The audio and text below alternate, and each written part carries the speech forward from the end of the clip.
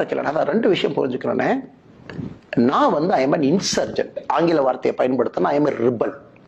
எனக்கு இந்த traditional politics எனக்கு பண்ண தெரியாதுண்ணே. அது வீக்னஸா ஸ்ட்ரென்த்தா எனக்கு கவலையும் இல்லைண்ணே.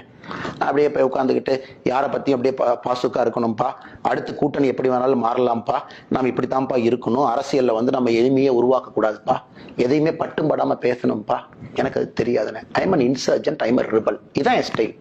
எனக்கு தப்புன்னு பட்டா தப்புன்னு சொல்லுவேன், சரின்னு பட்டா சரின்னு சொல்லுவேன். அது கட்சிக்குள்ளேயும் சரி, கட்சிக்கு வெளியும் சரி. ஒருத்தர் நான் கோவப்பட்டானே அதை பண்ணுங்கன்னு சொன்னா அது அன்பால கோவப்படுறது. நீங்க பண்ணணும். நம்ம கட்சி அடுத்த கட்டத்துக்கு கொண்டு போகணும். நம்ம கட்சி நெரேட்டிவ் இப்படி செட் பண்ணணும். நம்ம இதைத்தான் மக்கள்கிட்ட கொண்டு போகணும்.